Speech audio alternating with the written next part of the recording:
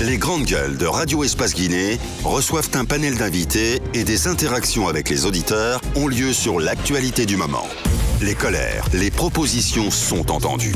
Les grandes gueules de Radio Espace Guinée se veulent un reflet des préoccupations des Guinéens. Les grandes gueules, une émission populaire qui invite des politiques, des économistes, mais aussi des acteurs de la société civile guinéenne. À suivre tous les jours, 9h-11h sur Radio Espace Guinée et nos radios partenaires. Le président Sidia Touré, notre invité ce matin, on parle de gouvernance maintenant, actuelle, mon cher Titi. Oui, on va vous amener à avoir un regard, Monsieur le Président, sur le bilan du Premier ministre Kassory Fofana. Cela fait pratiquement un an qu'il est à ce poste, un poste que vous avez occupé. Comment vous jugez aujourd'hui ses premiers pas? Cela fait pratiquement un an, donc il est dans cette fonction. Est-ce qu'il est sur la bonne voie? Je ne suis pas le censeur du gouvernement Kassory. Moi, je dis... Vous observez? Moi, j'observe le fonctionnement, la gouvernance du pays, que je ne rattache pas à la primature, que je rattache au président de la République. Carrément. À ce niveau-là, mais bien sûr, à ce niveau-là, il n'y a rien de changé. Voilà, donc c'est négatif. Non, je parle d'Alpha, ce qu'il fait, et je pense que quelles que soient les initiatives que tu prendras par rapport à ce que je sais de la gestion du pays par le président de la République, tu n'as aucune chance d'aboutir à quoi que ce soit. Bien, allez-y, Moussa Moïse. Il donne quand même le Premier ministre qui est... Non, il y a une action gouvernementale qui est portée par tout un nombre de départements. Et il y a le Premier ministre qui conduit tout ça. Je pense qu'en tant qu'acteur, vous avez une appréciation à faire de la façon dont ce gouvernement se conduit sur les objectifs programmes qui sont fixés. Les différents gouvernements de Alpha Condé se comportent exactement de la même manière.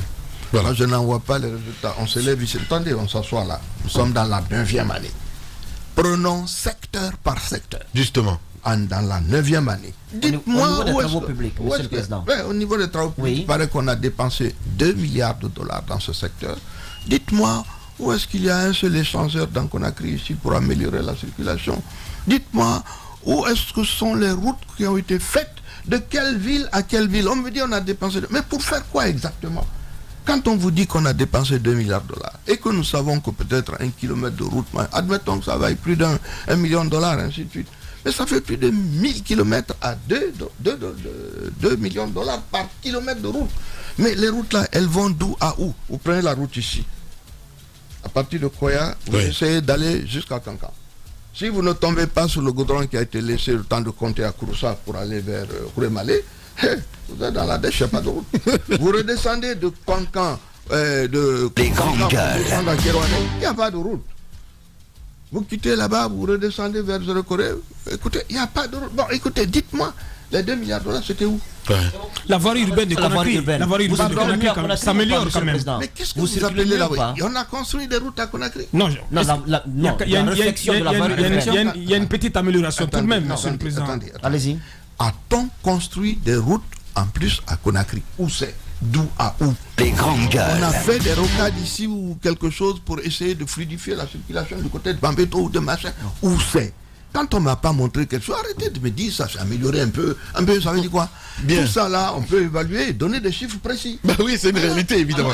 Les réformes fiscales justement, parlons-en, parce que c'est important. Allez-y, Monsieur le Président. Bah si, on parle de Mamri entre autres. Attends, l'énergie, il a raison, faut en parler. Non, on en parlera. On en parlera. Mais d'abord, les réformes fiscales, le Premier ministre parle de révolution fiscale, on l'a vu à sa sortie de l'audience avec le président de la BAD. Il a évoqué cette réforme qu'il a mise en place, la mission d'appui pour la mobilisation des recettes intérieures. Comment vous jugez cette réforme? Le Premier ministre compte s'appuyer là-dessus pour, comme l'a fait le Togo et comme l'a fait aussi, selon lui, le Rwanda, pour maximiser les recettes intérieures. Est-ce que vous y croyez? Commencez par récupérer les taxes minières. Vous n'aurez pas besoin de faire tout ça. Non mais c'est trop facile, Monsieur le Président. C'est trop facile. Les grandes gueules. Non, mais on va justement fouiller. On va aller au bout avec cette histoire. J'ai l'impression qu'il ne veut pas du tout parler de Kassory. Je comprends pas. Mais attendez, pourquoi voulez-vous me personnaliser un débat? Ce n'est pas une question de personne, Titi, quand même. Non, on ne personnalise pas. Allez-y. Il y a une primature. Je ne personnalise pas. Abaka parle du Premier ministre. Effectivement, du Premier ministre. Institution. Le Premier ministre est une émanation du président de la République. D'accord? Oui. Moi, je suis un leader politique. Je suis candidat à la présidence, pas à la primature. Donc, je m'adresse à la gouvernance Alpha Condé. Voilà. Quelle est mon attitude par rapport à cela? Et puisqu'on parle de ces taxes minières, parce que vous êtes revenu là-dessus dès l'entame de cette émission-là, et effectivement, on peut bien s'étonner qu'on parte de beaucoup d'argent à zéro. Est-ce que vous pensez que, parce que de mon point de vue, ça continue d'entrer, ces sociétés minières ne vont pas rester ici et ne pas nous payer des taxes? La question que je vous pose, est-ce que vous laissez entendre que ces taxes sont en train d'aller alimenter des caisses obscures qui pourraient éventuellement servir à cette question du troisième mandat? Oh, ça va au-delà de ça. Le troisième mandat n'a pas besoin de tant d'argent. La question que moi je vous pose, where is the money? C'est la même question que l'on pose. Moi je ne sais pas. Moi je n'arrive pas à... Écoutez, soyons sérieux. Vous êtes député. Attendez, au niveau de l'élaboration du... Vous l'étiez. Mais au niveau de l'adoption du budget, j'imagine que vous avez pu observer cela. On a posé la question. Voilà. Je vous dis actuellement la nomenclature budgétaire que moi j'ai. Peut-être que je dis je me trompe. Je veux bien me tromper. Quand vous prenez la taxe minière, vous voyez CBG l'année dernière 840 milliards. 2019, vous voyez CBG 420 milliards. Alors j'ai quand même posé la question, puisque, bon, je dis, mais pourquoi? Ils disent, non, le gouvernement a pris des avances. Mais des avances pour faire quoi? Mais après, maintenant, vous avez toutes les sociétés minières que vous connaissez dans le pays, là. Zéro. Même la SNB? Tout, zéro. Bien. Wow. Pourtant, ces sociétés payent de l'argent, hein? Ouais. Mais où c'est payé, où ça rentre, moi je ne sais pas. Je dis, on parle d'argent, on parle de... L'argent, on en a eu tellement ici. En tout cas, on nous en a déclaré tellement. Justement. On parle de PNDS, entre autres. On a plein d'argent disponible. Hein. Si on veut travailler, il y a de l'argent disponible. Ouais. Mais avant d'aller là-bas, nous avons nos propres recettes. Bon, le Premier ministre dit qu'il va faire une révolution fiscale. Écoutez, il faut améliorer le taux d'imposition dans notre pays, c'est évident. Il y a eu le NIF permanent. Pardon? Le NIF permanent. Quelle que soit la manière dont vous appelez ça, c'est la réalité qui compte. Quand vous faites le budget l'année prochaine, moi je regarde le budget guinéen depuis 5 ans. On tourne autour de 2 milliards de dollars par an, 2 milliards d'euros par an, depuis 5 ans. Cette année, les recettes en Guinée ont baissé de plus de 11% par rapport à l'année dernière. Ouais. Pendant ce temps, nous avons augmenté notre exportation de bauxite de plus de 15 millions de tonnes. Il faut quand même qu'on se dise les choses clairement. Qu'est-ce qui se passe? Pour autant, les objectifs en termes de mobilisation des recettes intérieures fixés aux impôts et aux douanes ont été portés à plus de 30%. Ben, c'est qu'il y en a qui ne rentrent pas. C'est que les impôts et les douanes rentrent, mais apparemment, il y a des endroits qui ne rentrent pas leur argent. Comme les mines. Les mines, voilà. Il insiste là-dessus. Hein. Je pense que c'est important. On va essayer de s'intéresser aux institutions maintenant, mon cher ami Moussa Moïsila. La Guinée et les institutions financières. Si vous permettez qu'il me dise un mot sur l'énergie. Allez-y. Voilà, le chef de l'État annonce avoir investi plus de milliards également de dollars. 3 milliards. 3 milliards maintenant. Bon, il y a des centrales thermiques qui sont en construction. Je pense que le délai pour la centrale de la tannerie, c'est mai. Le ministre leur a sommé de tout faire pour que ces centrales puissent entrer en fonctionnement à partir du mois de mai. Alors, comment vous voyez cette politique énergétique, Monsieur le Président? Écoutez, pourquoi nous n'arrivons pas à sortir de l'ordre? Le système de gouvernance de Alpha Condé, vraiment le désastre le plus grand, c'est dans le secteur de l'énergie. C'est vraiment le plus grand. On a fait un premier barrage qui nous a coûté 560 millions de dollars et qui fonctionne donc pendant 5 mois à peu près, c'est qu'à l'État. On a lancé quelque chose pour 1,5 milliard de dollars pour un barrage qui n'est pas achevé. Mais j'ai entendu le ministre de l'énergie dire, et il n'a pas tout à fait tort, qu'on aura des problèmes pour remplir ce barrage-là. Donc 2020, Soapiti ne sera pas fonctionnel, même pas en 2022. Il faudra attendre que ça se remplisse parce que la pluviométrie a beaucoup diminué dans toutes ces zones-là. J'ai entendu également le Premier ministre annoncer en Inde qu'ils ont investi 3 milliards de dollars dans ce secteur. Donc 2 milliards dans les barrages, 140 millions de dollars dans les premiers groupes qu'on a importés ici en 2011 et qui n'ont jamais pu allumer une ampoule. 140 millions de dollars. Une seule ampoule. Ça a été récupéré par AON et ça fonctionne? Non, pas du tout. Ces 3 groupes ne fonctionnent pas du tout. Je vous mets au défi. Il y a une partie derrière, comment on appelle ça, la télévision guinéenne, ça ne fonctionne pas. Ça n'a jamais fonctionné. Les groupes qui sont arrivés du Brésil n'ont jamais fonctionné.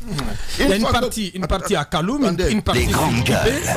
Mais qui ne fonctionne pas. Ils n'ont jamais fonctionné. Ça fonctionne, monsieur le Premier ministre. Écoutez, j'ai parlé de ça avec Alpha lui-même. Bien. Donc je dis que ça ne fonctionne pas. Et si ça fonctionnait, disons 140 mégas, on serait à l'aise. Vous parlez de 100 mégawatts mégawatts. avec Asper Brass. Exact. Si, ça fonctionne, monsieur le Premier Et ministre. il fonctionne où? Une partie à Kipé et sur Je vous Kaloum. dis à Kipé, dites-moi où ça se trouve. Bien. Moi, je connais ce secteur, il n'a pas fonctionné. Un représentant, un responsable est venu me voir du RPG. Il m'a dit, M. Touré, je suis venu vous présenter mes excuses. Je dis pourquoi. Il dit, nous étions de ceux qui sabotions l'idée de Tombo 4. C'était 6 millions de dollars. Nous, on a investi 140 millions de dollars, cela n'a jamais rien donné. Allez vous informer mieux. Donc, je dis, quand je on m'a considère dit que tout c'est cela, moi, Aon, je la dis société mauritanienne Aon, qui a repris. Attendez. Aon exploite quel groupe? J'en sais rien. Moi, je Des grandes gueules. Ça a fonctionné. En tout cas, je maintiens cela. Maintenant, je dis, 3 milliards ont été investis. Donnez-moi une seule ville de la République de Guinée où il y a de l'électricité 24 heures sur 24. M. Diallo. Alors, Une seule. Non, ça c'est un point extrêmement important. Mais la Parce que volonté politique y est ou pas? non, et qu'est-ce que Les ça veut barrages dire, là? hydroélectriques, non mais que l'État- Donnez-moi Des grandes gueules. 9 ans seulement pour combien de barrages hydroélectriques, mais monsieur le combien Président? de courants distribués? Ça sert à ça. C'est pas pour dire j'ai construit des barrages. alors Les résultats, c'est pas spontané peut-être. Non, non, Neuf non, ans, oui, mais- vous appelez ça spontané? de toute évidence- Monsieur le Président, pour combien de barrages hydroélectriques? Oh là là. De toute évidence, grandes monsieur- gueules. non, de toute évidence, moi je pense que la desserte en courant électrique s'est améliorée. Mais la question que je vous pose, Tamba. oui, mais- la desserte en courant électrique, Quand même. de 2010 à maintenant, vous comparez? Attendez, mais non. Non. On peut bien critiquer, la mine, mais quand ça a avancé, il faut le souligner. La question Ça que s'est je amélioré. pose, Certes qu'il y a absolument. décalage, grand décalage entre les investissements et ce qui est, Voilà, et c'est là que ce qui est j'en viens. rendu. Là, Et c'est vrai. Justement, c'est là que j'en viens. À la passation des marchés. C'est la question que je pose au président Sidia. Avec 3 millions de dollars, 3 milliards de dollars tels que vous êtes en train d'en parler, C'est pas moi. quelle aurait dû être la situation à date? La moitié de cette somme, j'aurais électrifié la Guinée jusqu'à Zérekoré, on aurait eu du courant. Toute la Guinée. Toute la Guinée. En faisant. Là. En faisant quoi? Justement, je vous pose la question. Mais avec des centrales thermiques, avec peut-être Du solaire. avec des barrages, non, avec des barrages moins importants, mais dont le fonctionnement aurait pris toute l'année. Ouais. Moi, je ne sais pas de quoi vous parlez. Quand je vous entends parler d'investissement, de machin qui va se faire, l'objectif de l'électrification, c'est de donner du courant aux gens. Vous ne pouvez prétendre à aucune espèce de développement dans ce pays, et nulle part ailleurs d'ailleurs. Si vous n'avez pas d'électricité, 24 heures sur 24, imaginez-vous, il n'y a pas une seule ville de la République de Guinée, y compris la capitale, où on a du courant 24 heures sur 24. Mais de quoi nous parlons, nous les Guinéens là? Nous parlons de quoi? On ne peut pas parler de développement avec des choses comme ça. C'est parce qu'on vous a donné du courant par intermittence. Ah, nous on a eu 6 heures. Mais non. Le courant, c'est permanent. Les usines fonctionnent avec ça, les ménages fonctionnent avec ça, les hôpitaux fonctionnent avec ça, ainsi de suite. Si vous ne l'avez pas, je suis désolé. Le projet, c'est un échec. C'est tout. Un mot sur la Des grandes gestion. gueules. Un mot sur la gestion aussi. On a vu que EDG par elle-même avait des difficultés à pouvoir gérer l'électricité, donc la fourniture de l'électricité. On a fait venir Veolia. Le président a dit dans une interview qu'il était insatisfait des prestations de Veolia. Il a fait nommer un cadre que vous connaissez, Mamadi Fanta Traoré, je crois, qui a séjourné au sein de l'UFR. Ouais. Il l'a fait nommer comme directeur homologue à EDG. Est-ce que vous pensez que c'est une solution qui va marcher? Vous croyez aux capacités managériales, au leadership de ce cadre pour pouvoir relever le défi à EDG? Est-ce que ça suffit même? Parce qu'au-delà du cadre, les ressources et tout autour, est-ce que vous pensez que ça va être une réussite pour lui? Nous avons une discussion qui est vraiment, c'est kafkaïen quoi.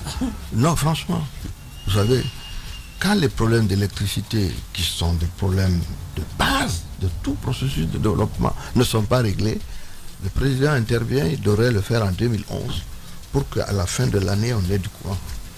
9 ans après, quand vous commencez à me dire est-ce que je crois aux promesses de ceci, ça ne fonctionnera pas parce que c'est le système Alpha Condé, ça va marcher. Je connais Mamadou Fanta, c'est un garçon compétent, il a travaillé en Mauritanie, il a travaillé partout, il a même été à Abidjan avant de venir ici.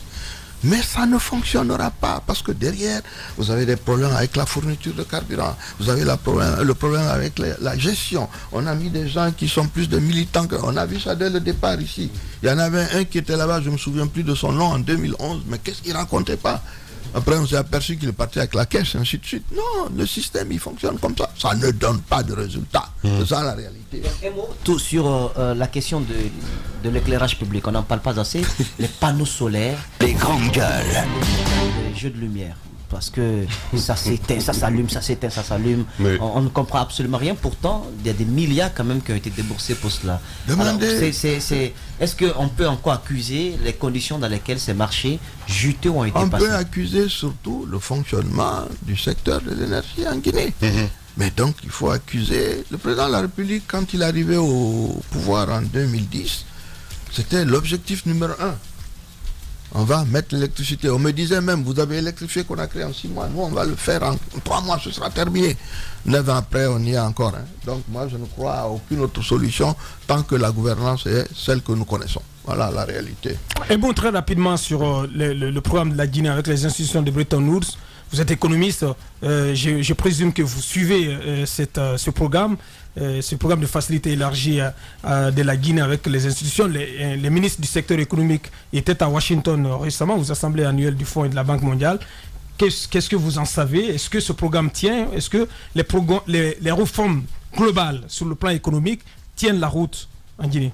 Écoutez, tout ça n'a pas beaucoup d'importance aujourd'hui parce que les ressources, on en a. On en a beaucoup. Attendez, je peux terminer, pardon. Okay. Les ressources, on en a beaucoup. Je vous dis encore une fois, si on allait chercher l'argent de Tamba dans les mines, on serait tranquille là. On a 400 millions, on n'a pas besoin d'aller chercher quoi que ce soit. Ouais. Le Ghana vient de sortir du Fonds monétaire international. Parce qu'ils ont dit, le management dans le pays est tellement bon que les gens sont prêts à donner de l'argent au Ghana, à prêter de l'argent au Ghana. Les conditionnalités du fonds sont les conditionnalités du fonds. À un moment donné, on en avait besoin pour aller de l'avant, pour surveiller un peu le cadrage macroéconomique et tout ça. Mais la réalité du développement, les pays comme le Ghana en est sorti. Ils avaient besoin, le fonds leur a proposé $1 milliard. Ils ont dit qu'ils en voulaient 3. Ils sont allés sur les marchés. Vous savez combien il y a eu de souscriptions? $20 milliards. Ils ont dit non, on n'a pas besoin de tout ça. On prend 3 milliards. Nous allons faire notre programme avec ça. Aujourd'hui, nous ne sommes plus dans les positions d'il y a 20 ans. Les choses ont évolué. Voilà. Bien. Vous avez déclaré aussi que plus de 20 milliards vont être, en tout cas en termes d'intention de financement, vont être mobilisés pour financer notre PNDS. Qu'est-ce que vous en savez aujourd'hui? Est-ce que ça marche? Ah, ça, il faut poser la question au gouvernement. Moi, je ne sais pas. Quel regard vous portez sur le PNDS? Non, j'estime que ça ne marche pas. C'est tout. Bien.